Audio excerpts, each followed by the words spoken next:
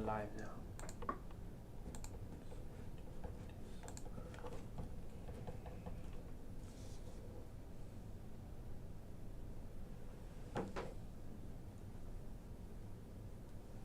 When you play that video, would I be able to comment or say something, or you want me to say right at the end something about Nimr?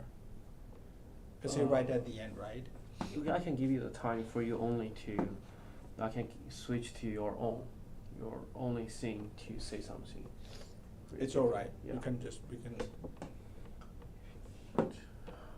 Or you mean I'm just on myself and I'm just gonna Yeah, just I can say give something you to say just something. like a couple of minutes. Like after this video ends, I can pop up on your only studio scene, and you can say something.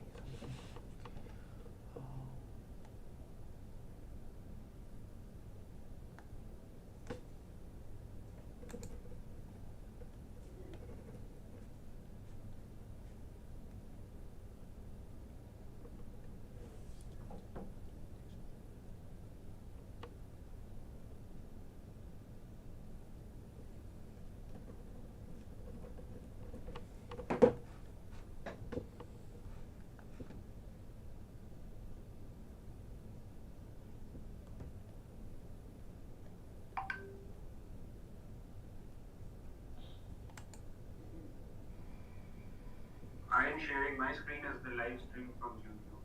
So my screen will be the live stream from YouTube. Rida?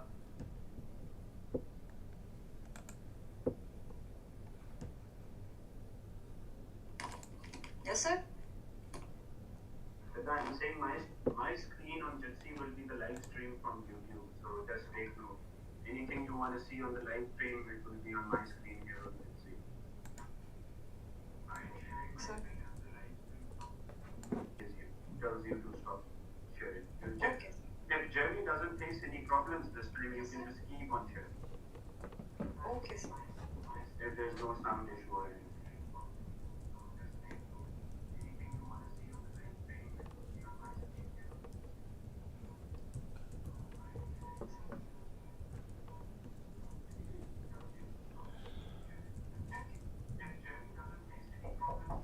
Yes. She's here to get me to take me to radiation. Okay. Hi. Very nice. This is my daughter Stephanie, Dr. Hi, Stephanie. How are you? Maya, Jamie. Very nice to meet you. I'm Amir. She's the Maya. billing expert too. Oh, is that right? Yeah. It was very nice meeting you. Nice meeting you.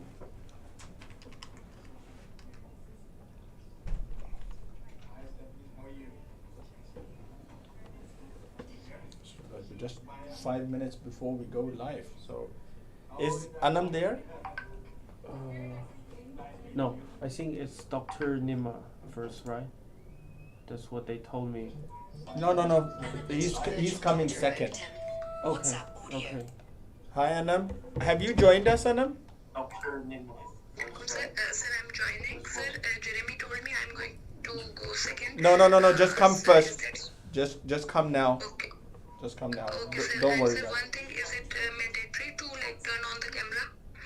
Okay, sir. And sir, one thing, is it mandatory to like turn on the camera?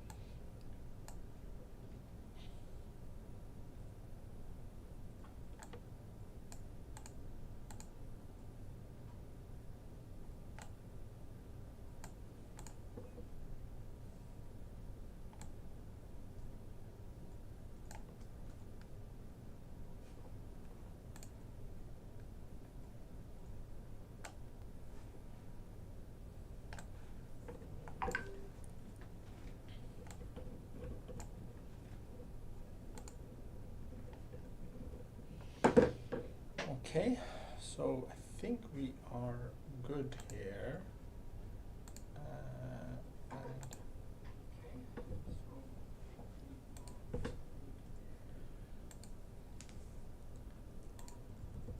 Is Anam alright?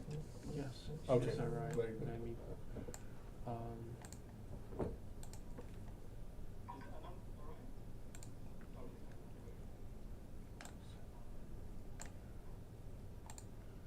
yes, but she didn't having her. So she needs to. Anam, do you think you can screen? Can she hear us? Not now. After I go live, they can. All right. hear us. Okay. Let me call her. So if she doesn't want to be seen, then she has to screen share, right? Yes, we have this as a backup for her. If she doesn't want to. If she doesn't want to be seen, then she has to screen share,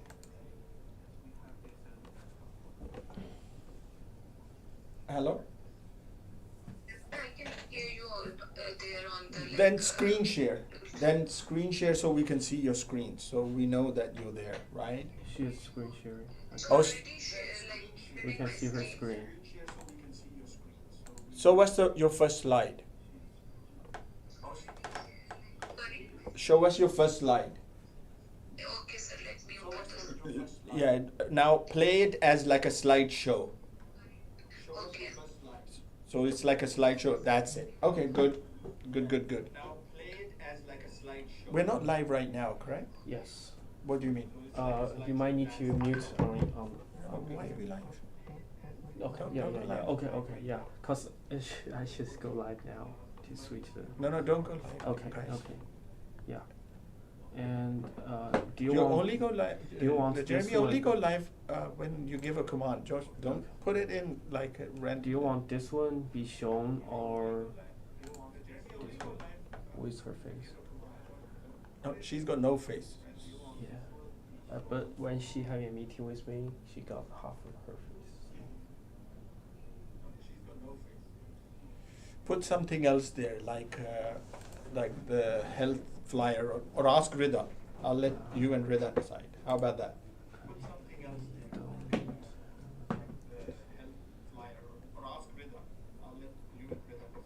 Whatever you guys do, I'll let you guys make decisions, right? So you guys can change, improvise, right? Rida, what do you want to do now?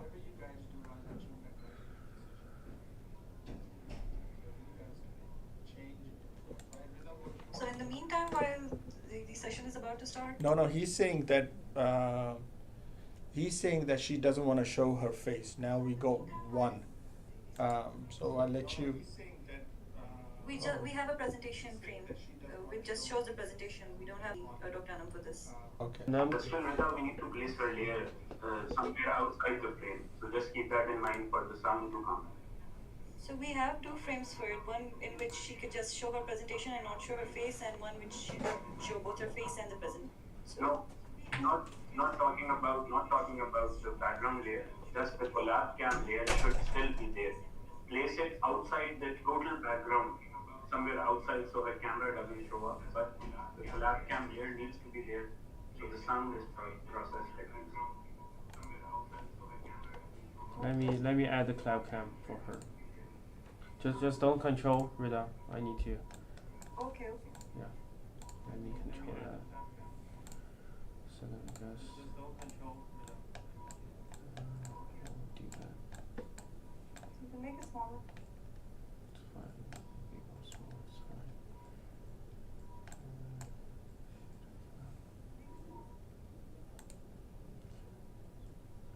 Just not visible. That's fine.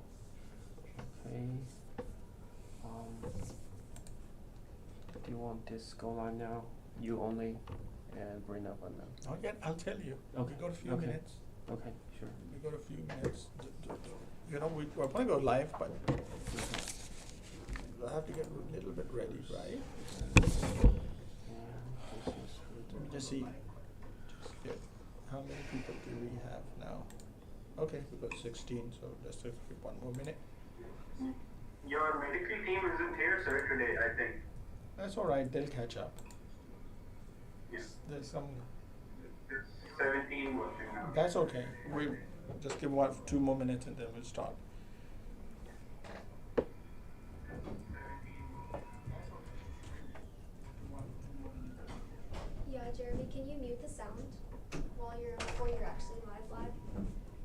They can hear.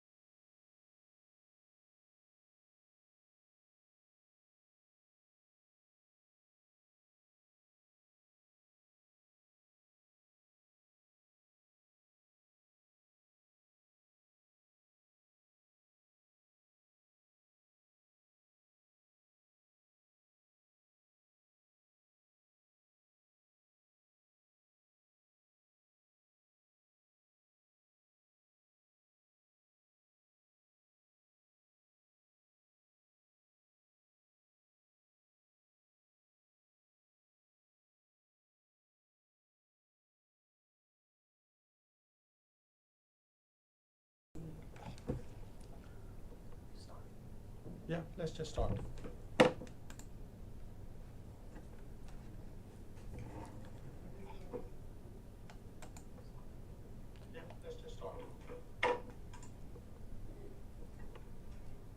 Hello and assalamu alaikum everyone. So with today starting our health, it's podcast and series today. Hello and assalamu alaikum everyone. So today's topic is going to be on hypertension, and I'm honored to have today's guest who's going to be talking about it. It's going to be Dr. Anam. Dr. Anam is a physician who lives in Rawalpindi, Pakistan. She has done her medical MBBS from Fatma Jinnah Medical College in Lahore, and is currently married, 2 kids, and a housewife as well. So, Dr. Anam, how are you?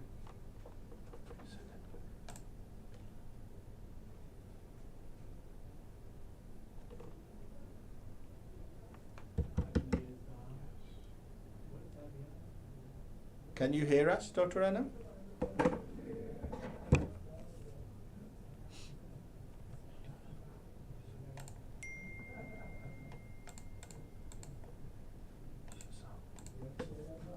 Give me just a second.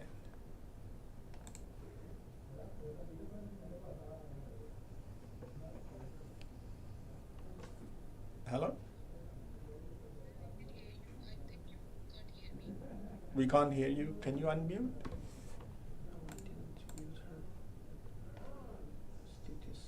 Okay, just give us a second. Just give us a second, please.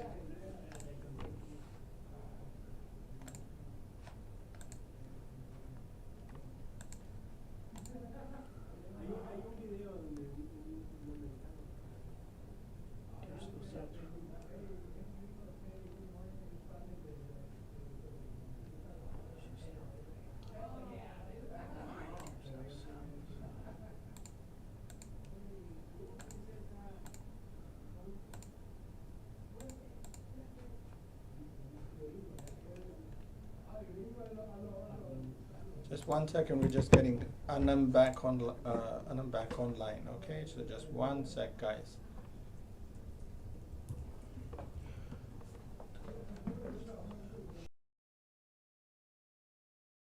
It's all right. You're offline now? Yeah. Okay. It's starting soon. So,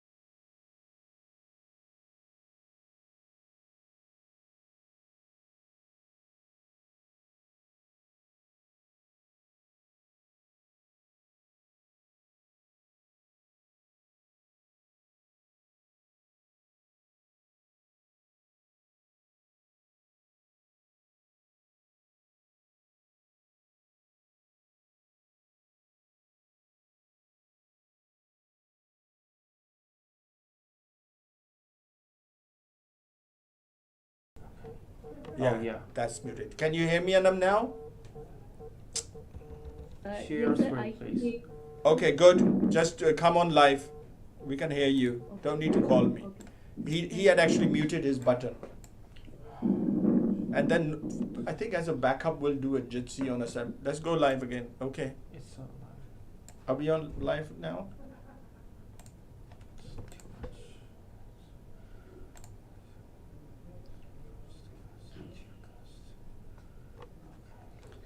much. Hamza bhai, can you hear us? Yes, sir, I can hear you. Okay. So you guys need to stay connected with Jeremy somehow because he's gonna get nervous with this. So you need to help him, I guess.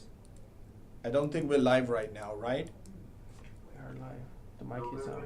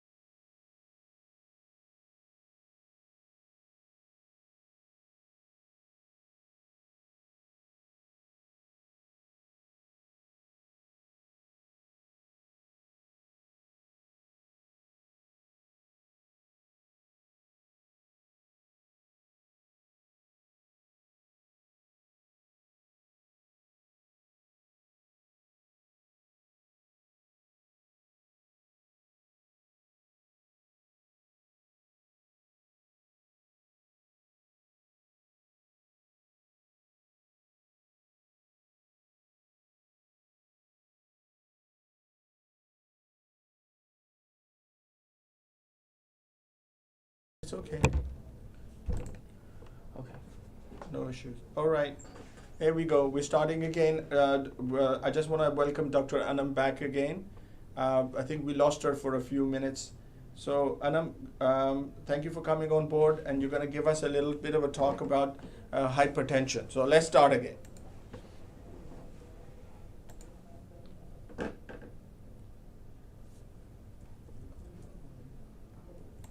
Anam, can you hear us?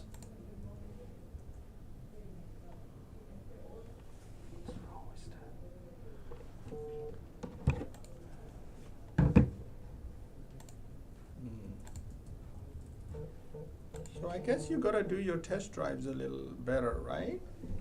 Yeah. Okay. Go on, Anam. I can hear you all. Okay. But I think you That's guys fine. can't hear me. And That's I all right. Dr. Just Nimr, start. Just start talking now. It's okay. We'll just Okay, start. sir. Just put this next if they can hear us, and I'm sorry about that. Tell us about hypertension. Let's start from there. All right. Go on. Where's the voice again? Come around, Maya. Just have a look at it because he needs another set of eyes. Check outside and take out sounds from her. And I'm let's just use the. You're gonna talk via the WhatsApp with us, okay? All right. Just keep introduce. Just start your presentation, Gal. So the sequence of our discussion would be the definition of hypertension first, then going to discuss about the types, then the classification, incidence, risk factors, relevant history and examination, investigations relevant to the hypertension, and then the treatment options available, and at the end the hypertensive crisis and the recent advances in the terms of treatment. Oh, that's a lot of coverage. I don't think we're going to be able to do all of this. So let's try to dwell in and do a few of these. I think we're going to have to break up your presentation into two parts. But let's just stick with the main ones first. I would go with the definition, type, classification, incidence, and the risk factors, and then the rest we'll do next time. All right. So let's just start. Present our first slide. Go on, Anam. Okay. So the first thing, the blood pressure in the human body is dependent on the cardiac output and the total peripheral resistance. And now what is hypertension? So in simple terms, you can say that it is the raised blood pressure in the body. So what is the exact definition?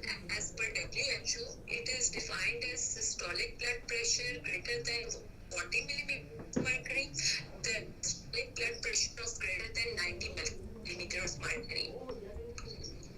So what are the two types of hypertension? There is the primary or essential hypertension, and then there is secondary hypertension. So essential hypertension is the one when there is no identifiable cause of the hypertension, and it is 95% of the cases are suffering from this type of hypertension. And for the secondary hypertension, that is for the rest of 5% cases, there are usually the underlying causes that might be renal, endocrine, or there are miscellaneous that we are going to discuss in the next slides. So now the classification of hypertension. When the systolic blood pressure is less than or equal to 120 millimeters of mercury, this is normal.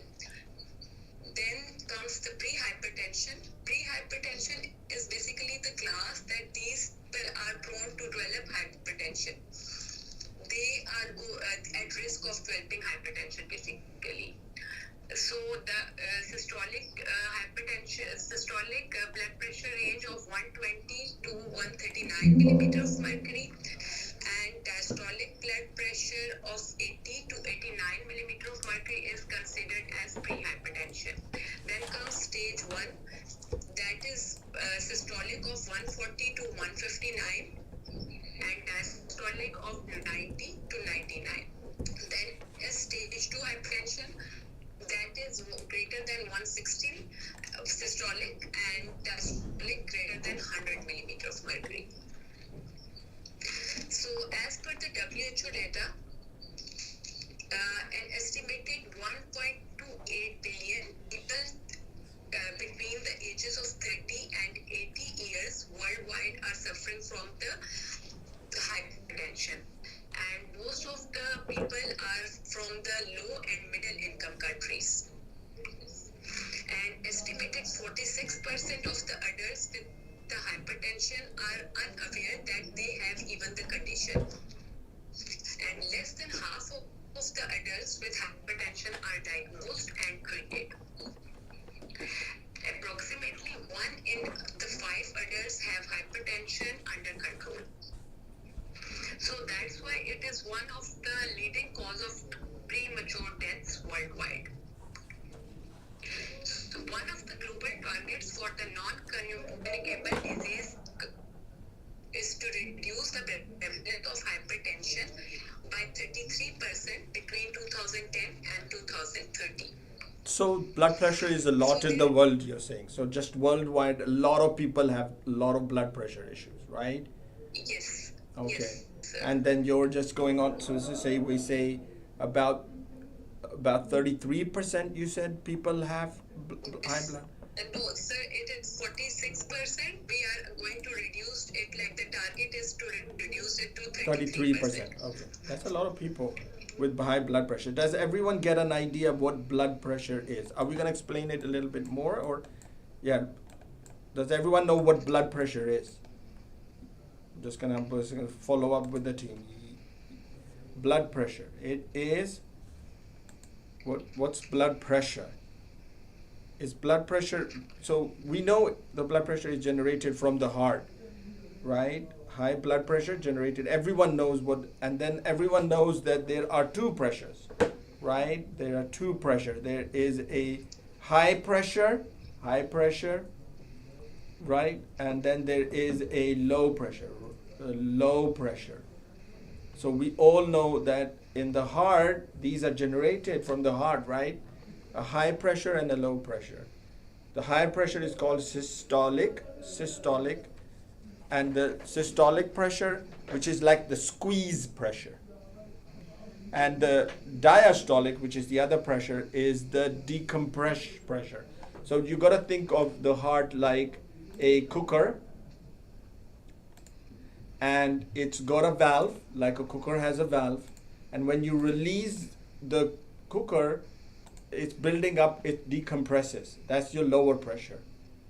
And as it's cooking up is your high pressure. So you gotta take sort of like a mean of, you can take a mean as well. The high pressure and the low pressure was the difference, and then the difference in between. Does that make sense? Yeah. Okay.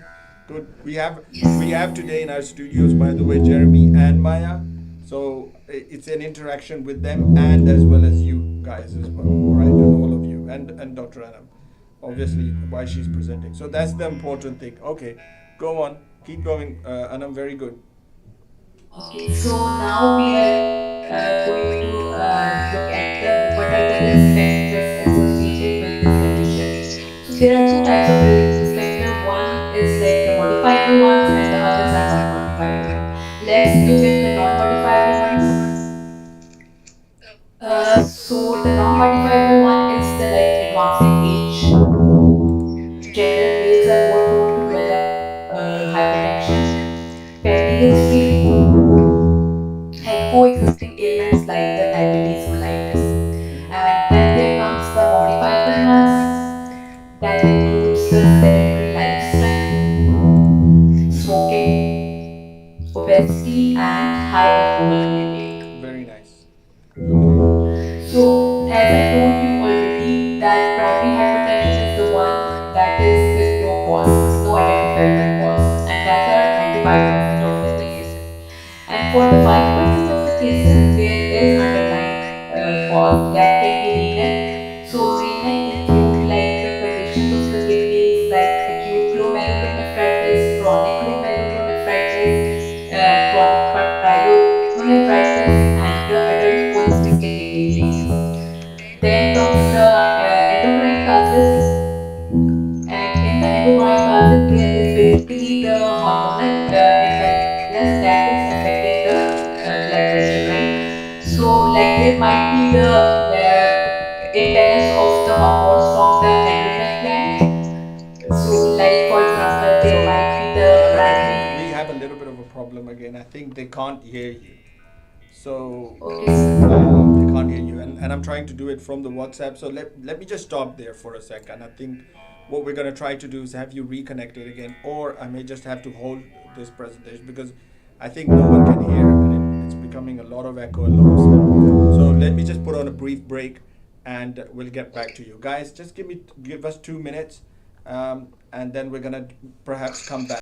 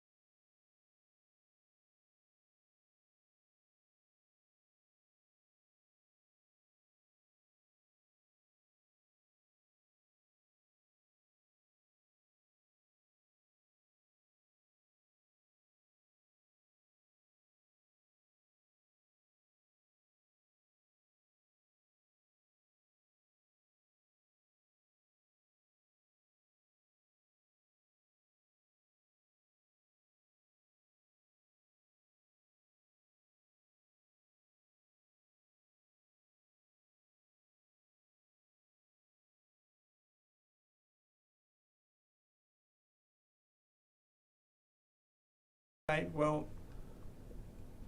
Are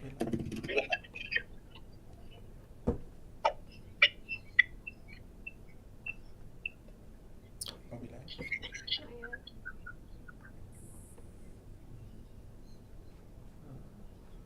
We are live now. All right, well. All right, well, ladies and gents, sorry about that. I think we were having some technical issues with the connectivity there, but we're gonna have to reestablish Dr. Anam's connection next time. We're gonna move on to the next segment, and this segment is very important to all of us. As you all know, that there is an ongoing issue, the Gaza-Israel conflict, and my next guest is an individual who sort of embodies dedication, compassion, and excellence in the medical field all in one. Today I have the privilege of introducing Dr. Nimr Ikram, who is a practicing physician, orthopedic physician in Dallas, Texas. He's been practicing for over 23 years. What makes Dr. Nimr different from all of us or all of the other physicians is his recent display of extraordinary courage and compassion. And as you know, in the midst of all of this conflict, Dr. Nimr ventured to go to Gaza, and he spent there 2 weeks at the front line of medical care.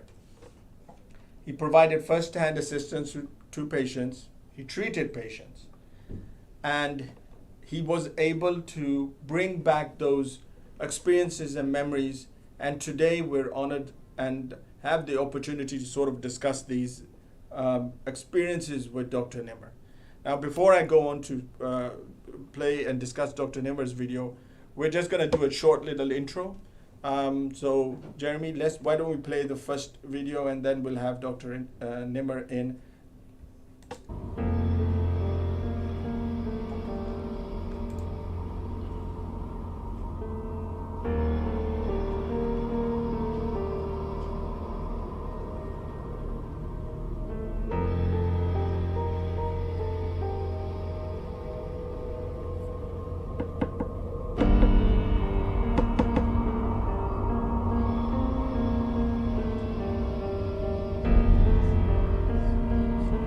The pictures Hamas wants you to see. Also because they're dead. And also people your government has killed. You accept that, right? You've killed children, or do you deny that? No, I do not. I do not. What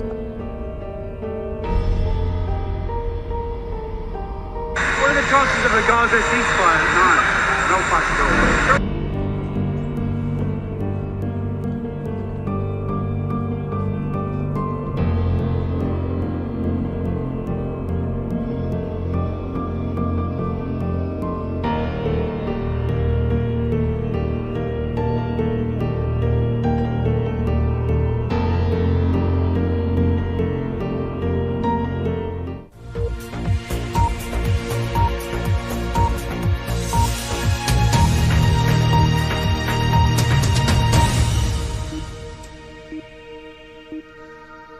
That's extraordinary. Dr. Nimr. Assalamu alaikum. Dr. Khan, can you hear me? Yes, I can hear you. Voice is breaking up a little bit, Nimr, as well. I think it's probably because of the headphones and not being connected. But thank you for coming on. So, can you hear us now in the studios? I can hear you perfectly. Okay. Well, thank you. So, Nimr, tell me, what made you go to Gaza? What happened to you? Well, you were just too kind in your introduction. So I'm just a simple man who got an opportunity to do a little bit of good. So a couple of my friends had in August. Once October 7th came, they're like, hey, we need orthopedic surgeons there. Would you be willing to go? And so initially I said, sure, let's see. And the group that they had went with, they were like, hey, we're not sending anyone. The group that I had reached out to, they weren't either. So I said, well, when there's a ceasefire, I'll go. And so one of my friends, Global, which is another international group, and he calls me up and he said, hey, we have a group that's going, and we're starting to send you. So, would you be willing to go? So I said, yeah, no, inshallah, if I can good, yeah, I can do that. So he's looking at mid-February to March. So I'm thinking, hey, inshallah, there'll be a ceasefire then. So yeah, it'll be all good. He called me in the middle of January, and they said our first group is going to be going January 26th. The surgeon who was supposed to go is Palestinian, and so they're not allowing him. So we have a whole group to go, but we don't have a surgeon now. So will you be willing to come? So then I talked to the wife and kids, and I'm like, hey, this is, an opportunity that Allah has given me. And so it's a test. We'll get tested in different ways. Tell them, obviously, it is an active war zone, I cannot come back. But we were supposed to be in Rafah, which was the safe zone, and everything was through the World Health Organization, the UN. So we said, inshallah, if I go, I'll be safe. So wife and kids had agreed, and so alhamdulillah, I was able to go on January 26th and came back safe and sound around February 8th. But you heard, Nimr, you did hear the bombs and the shelling and everything.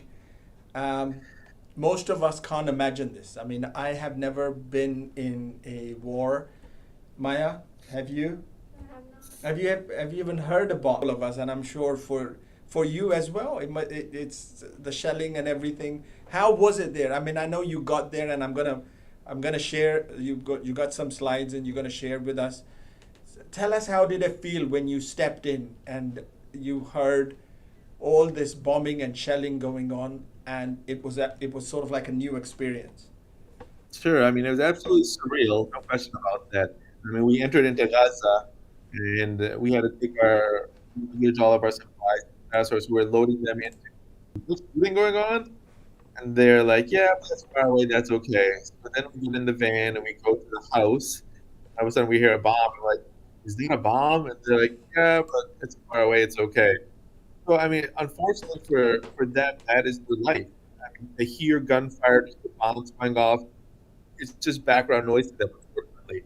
And realistically, by the 10th day that we were there, it was not the same thing. If it wasn't close, it was just, you heard in the distance, you're like, may Allah protect them and save them and, have fun. Tell me, you must have been, I know they gave you all of these assurities and they told you, oh, you're going to be safe, you're fine. And, but when you get there, you realize, well, I'm on my own now, right? And no one can protect me anymore. And it's you, it's your work, your dedication, your passion at the end, and you're on your own, basically. Because once someone's attacked you, or even a bomb or a fire goes in the opposite direction, or goes in a different, or is towards you, who's going to come and protect and save you? Did those thoughts come to you at that time? Were you like, man, what have I got myself into? No, alhamdulillah, it was never anything like that. I said, Allah took me there, God took me there to protect me and bring me back safe and sound. And again, for me, it was 2 weeks that I was in that situation. Unfortunately, the Gazans, they don't have no place to go. They can't leave. They can't escape. They can't come back to the U.S. That is their life. So for me to dedicate a few days of my own life, be uncomfortable for a little bit, it was well worth it for my sake. Wow. And I know I've asked this to a few of other friends, and if you have an opportunity, would you go again? Yeah, inshallah, absolutely. Yeah?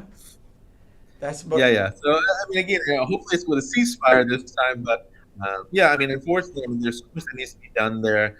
Unfortunately, I mean, the hospitals have been, what's the word I'm looking for? They've been destroyed. The hospitals in North have been destroyed. The hospital that was at your Gaza hospital, it was actually one of the better hospitals. They had 4 operating rooms. They had anesthesia. They had an orthopedic resident program. But at the same time, they had limited supplies. Really wasn't much there. Draping-wise, we were just gowns as our drapes, our surgeries. Some of the instrumentation, they had like tibial nails, but they didn't have the instrumentation in.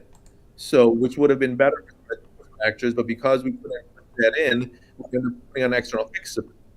And again, that lines things up, but again, the fixer outside the skin for 6 weeks, again, with the non-sterility, with the dirt that's there, there's a high chance of those having more problems later on. Well, I mean, I'm a true admirer of your work, and it's unbelievable that you went there and you served and you got something that we all don't have here in the U.S. And I'm sure you'll get rewarded and blessed, less so by people here, but more so by hereafter and stuff like that.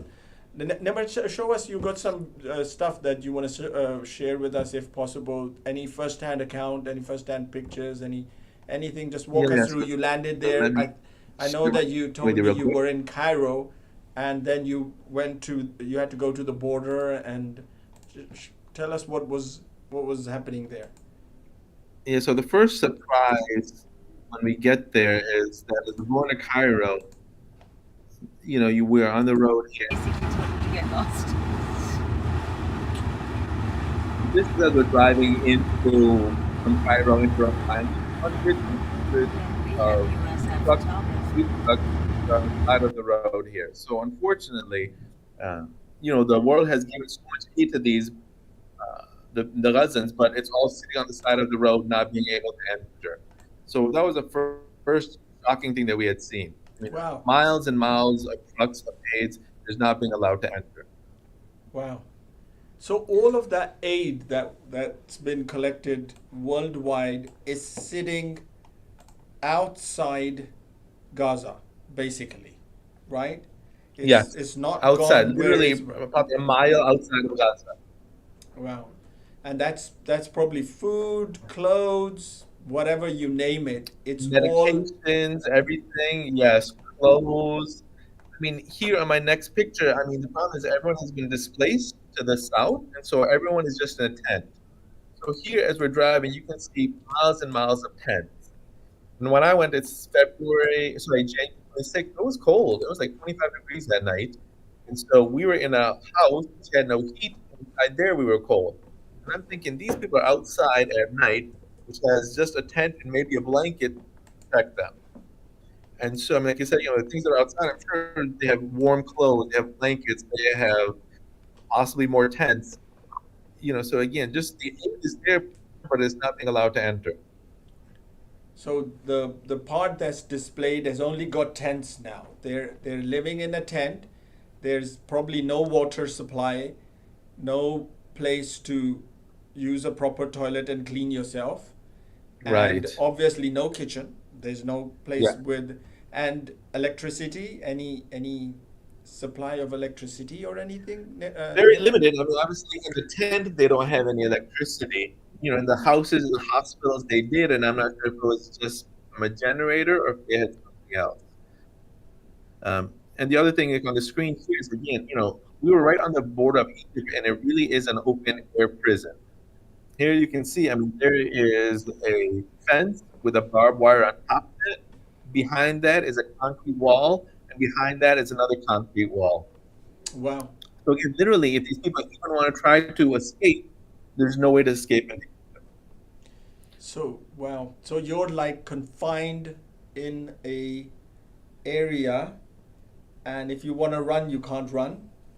Correct. And you can only sleep in a tent, and God knows what's the tent's condition, because your brother is there, your sisters, your mothers. Just think you're all in a sort of like a room and a bed, and there's no proper system at all. These are not properly constructed tents. These are like open tents, just pegged in at different places. Yeah.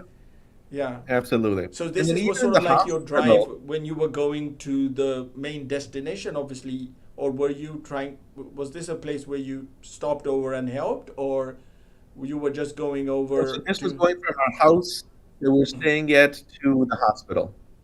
So as you drive throughout all of Gaza, you have tents all over the place. And it was interesting because even in the hospital, in this next video, and as we walk to the hospital, people have made tents there, but there's no place for people to stay. So literally throughout the whole hospital, in the stairwells, in the hallway, they're allowing people to stay wherever they can, because unfortunately, this is the state of Gaza. Everyone's trying to help each other out because everyone has been displaced. Wow. So that looked like we sometimes drive here and we see the homeless people, and they're on the.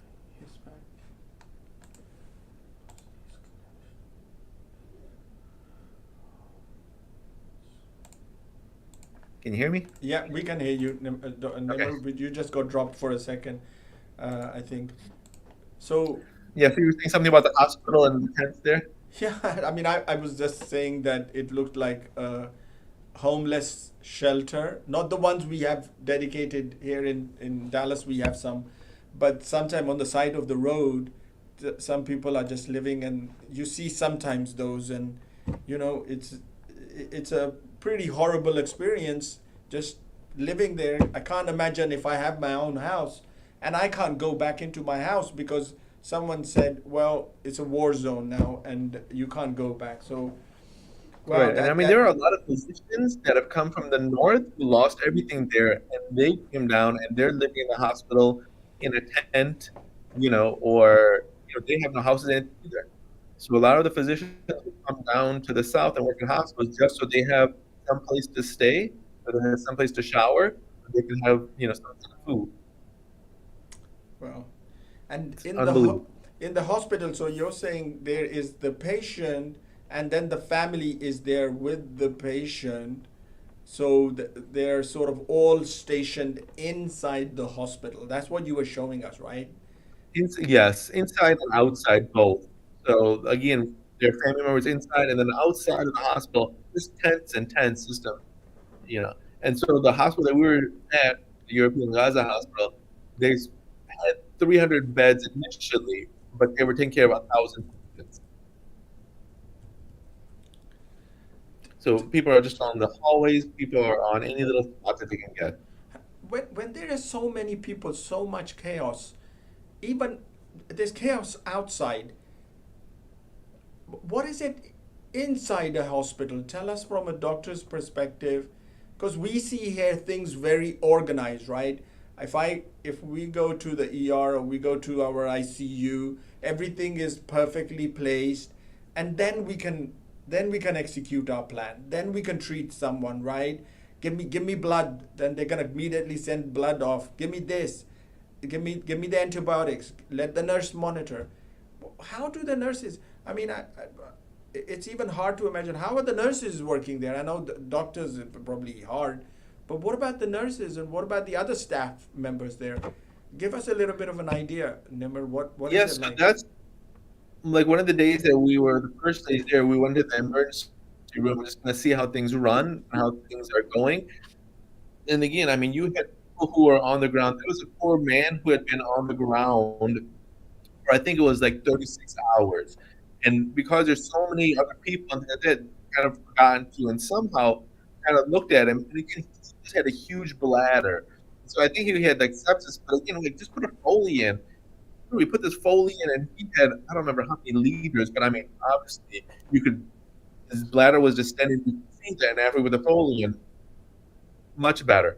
But again, like you said, I mean, there's no regularity.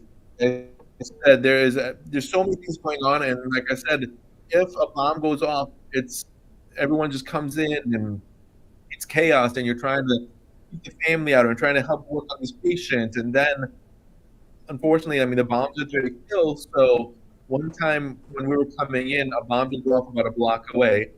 When we got to the hospital, within a few minutes, the ambulance came, the cars came with people who had been shaheed, and so they brought them into the ER to try to save them. We rushed in to help, and again, the patients are there, families are there, and then they're like, do whatever you can to save them, and unfortunately, there's no saving these people. And then, of course, the emotions come out from the family members who just lost family members. So it was surreal being in that kind of situation.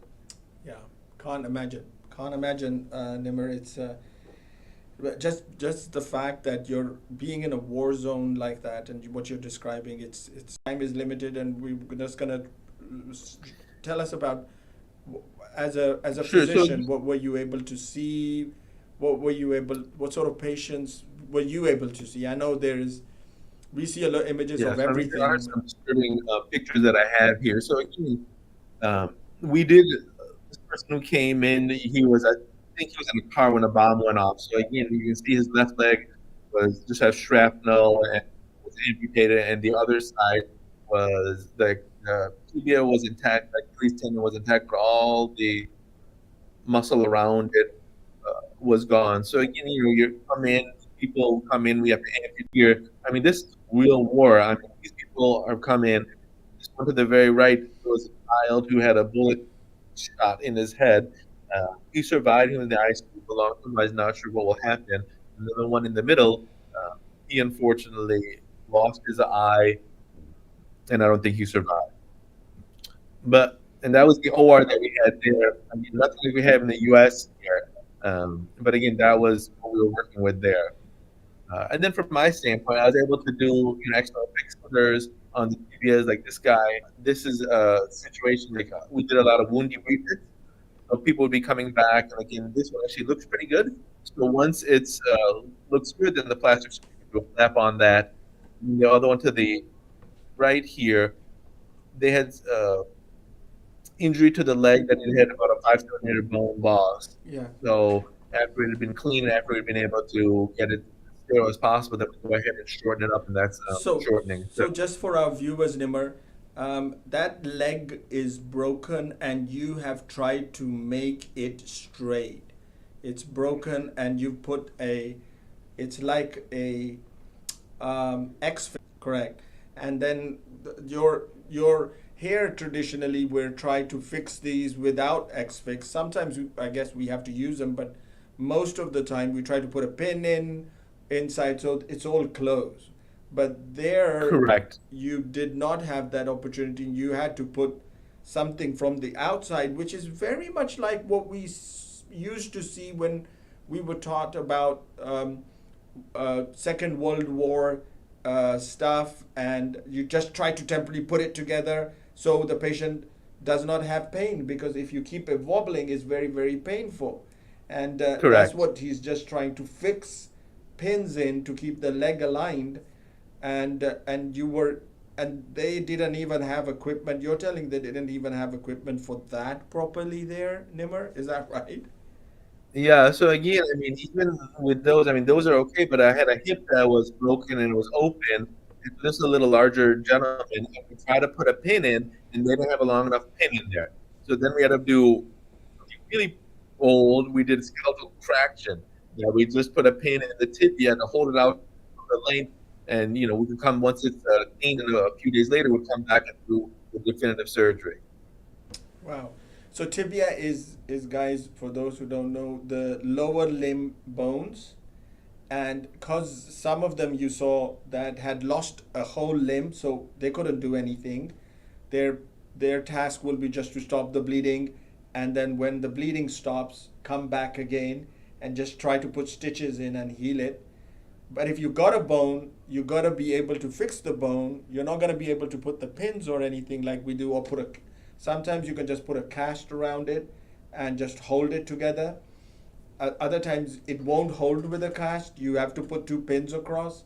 And what Dr. Nimr is saying is that they didn't even have pins or anything of that sort there at that time. So there wasn't a lot they could do, unfortunately. It's very, very shocking, to be honest, to be deprived of all, not even having you lose a limb, and then you go to a hospital, and then the doctor is telling you, sorry, I don't have the pin size here.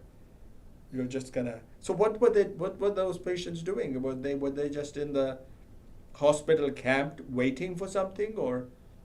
Yeah. So again, if we didn't have things, then things just weren't necessarily organized. So there were, I had brought external things in, other people had. So like I said, there was no great process. I'm trying to figure out exactly where my things were versus other things were. So again, there's no system. Like here, we know that, hey, this is the specific, what's the word I'm looking for? The striker or trimmer or whatever implement that you're using, everything is in a line, everything is on your fingertips. But there, you kind of had to look at this. And the other thing, like you said, about being prehistoric things, they didn't even have a saw that we could cut the bone. Wow. Like an electric saw, like a blade. So we went very old school, and something's called a giggly saw, which is basically like a barbed wire that you can handles, and you use that to cut through the bone. Whoa. Whoa, whoa, whoa, Yeah. whoa, whoa, whoa, whoa. That's there wasn't no, even. no. So you're saying saw. they weren't, you want to cut something, you want to cut a leg off or something, Yeah. and you want to make sure it's cut straight and it's fast and it's painless. That's why we use those electric saws and stuff, because we connect them and there weren't any saws to cut properly. No saws to cut. And you had to go old fashioned, and this is like trying to cut without electricity even. Correct. But tell me. It was yeah. You have two rings and you're just going like this, and like it's a barbed wire going with Oh. giggly saw. Oh. Very, very old school. Very, very old, very, very painful. It's Well, painful. anesthetics You help describe us. it, it's painful. I don't know if someone's ever had a broken bone or even. And are they operating without any kind of medicine, right? Any kind of anesthesia? Yeah, that's another good question that Maya has from No, us. no, So what about? Luckily, the hospital that we had anesthesia. We were able to put people to sleep, so that was a big plus. Yeah, but I bet I have heard stories. You there? Yeah. Wow, just comprehending. Wow, man, that was painful. That Yeah, even so you this- describe it, Nimr. It's hard to. Unbelievable. It's like, can this happen nowadays? And you know what the other thing is? I know I saw someone just a while ago, and he had a little bit of a finger thingy, and he was complaining, my pain, and it was in his. And I saw, I'm not saying it wasn't painful. It actually was painful. He had a bit of the nail thingy poked in his little finger, and he was screaming, and it was painful. It's bleeding, but you're seeing here someone who lose not a finger, not a hand, not a probably arm, and they're just. Yeah, it's unfortunate. It's terrible. Tell Nimr, but you know what? One of the things that really makes me, of all of this is how yes, women, but especially children, being affected by this. Give us a little bit of an account of. Yeah, so I mean that's what was unbelievable is that one day one of our team members was an ICU member, and so when anyone was possibly going to be able to go to the ICU, they would. So when she gets called down, when there's a 5-year-old and a 7-year-old child who each have one single bullet shot to the head, and so the father comes in with his daughter, and he says, "My only daughter, please save her." And so there's nothing that can be done. So they were like, "What happened?" And so he said, supposedly the troops had kind of pulled back from our old house in Khan Yunis. So we went back to try to see if there's anything left of our house. And so as we're going back, they have snipers who are waiting for us. And instead of taking us out, they take out the kids. Wow. So How old these are is the children. kid? How old is you said the kid? A 5-year-old and a 7-year-old. Whoa. I mean, these kids have nothing to do with anything that's going on over there. And they're being targeted. Yeah, unbelievable. Yeah. So it wasn't like they were gonna spare them. They knew that they actually were targeting kids. Correct. So it's not like they were just randomly shooting everyone that was there.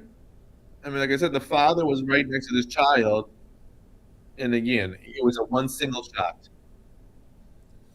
And nowhere but in the head, straight through the head. Correct. Yeah. So right now, it doesn't look like they're there to maim anyone. They're there to kill all these people. Unfortunately. Yeah. Whoa. Well, Nimr, I don't know, but I don't know if there's anything else you want to share, quick, Nimr. And The only thing is, like you said, you can't fathom what it sounded like or what it was like. But I do have a video. This was the last day that I was there, and they said that they're coming into Rafah in the area that we were at. So this morning, it looks absolutely beautiful out, a beautiful morning, and this is where we wake up.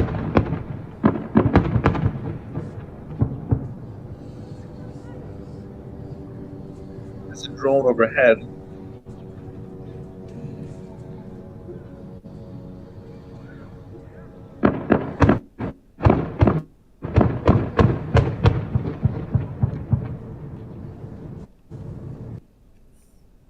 I mean, so unfortunately, this was very close to us.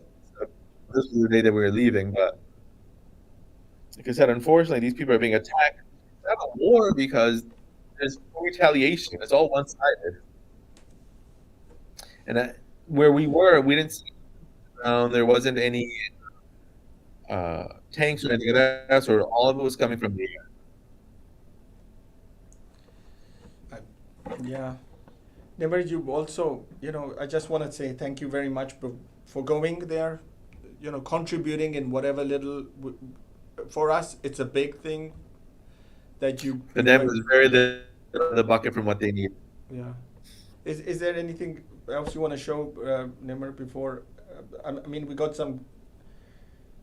There's a lot to discuss. We could go on forever, but I think we're going to respect your time. You coming on. So yeah, this is the last.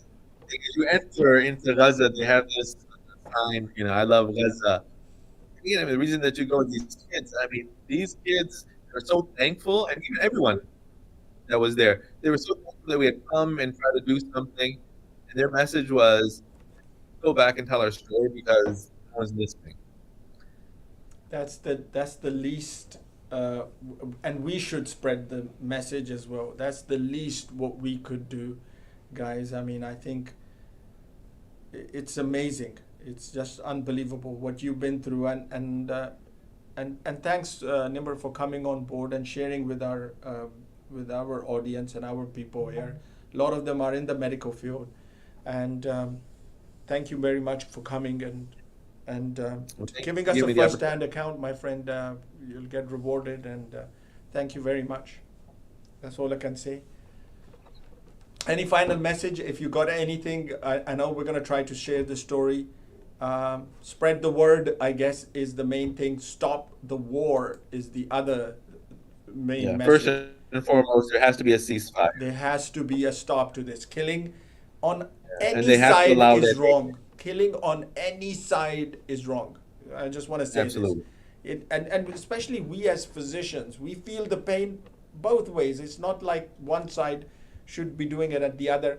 Don't let things get to that extent where you have to kill each other and kill women and kill children and then try to justify the killing. That, because mine was killed, now I'm going to kill it. Just stop it now. This is the message. So, and I think we should all say the same. We should all say or voice the same thing. Say, no more war. Don't approve any war. Anyone who does that is a lunatic. So there's a lot of people thanking you, Nimr, from our side. Thank you, my friend, very much. Again, I can't express my gratitude as how much it's a good deed. I am going to, as a personal friend, say, don't do it again, Nimr. Don't. I know. I'm taking you next time. Come on. But Dr. Khan, I'm sure a lot of people would want to leave me there and say, Khan, let's get rid of. Make sure he gets a. No, but I truly thank you very much for coming on board and sharing that account, Nimr. Thank you, my friend. Absolutely. Appreciate it. You have a good one, good Friday, good weekend. Thank you. All right, bye now. Okay. All right. Well, we're just gonna some issues today with the voice. We know that it's a little bit new thing. This sort of presentations, but the advantage is a little bit that I can get more people involved with this. If I go do it via this way, I can get some more guests. I had one of the guests who is a child psychiatrist who, when I told him about our audience and I told him that listen, children issues as well, which I'm very close to. I wanted that to be a part of our conversation, but others as well. Today we just got disconnected. I think next week we'll do a better job. I think all of this is a learning experience. For now, just thank you very much, guys. I hope you have a good weekend. We'll catch up next week, okay? And then we'll reconvene next time, okay? Next time is going to be about stroke.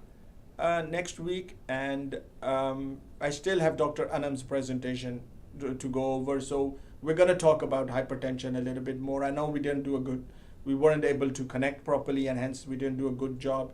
I do want to go over that with you guys, high blood pressure. So we'll go over that. And I think the second thing would be, we do a blog on AMT site, and I want you guys to leave a little paragraph and just express what can we do? The question was, what can we do to stop this war?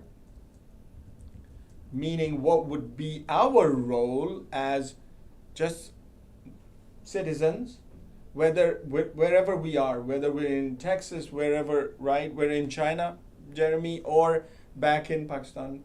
We voice a concern or something. So I want to really try to see if you guys can blog on the site, blog there. You can write your comments. We can later drop a link, and it'd be a good opportunity, a good practice to hear your voices. And hopefully I'll be passing on those blogs to Dr. Nimr. Dr. Nimr is part of a group which actually has other physicians in it, so we can do, right, Maya? I mean, that's what we should be doing anyways. Okay, well, thank you very much, guys. We'll see you next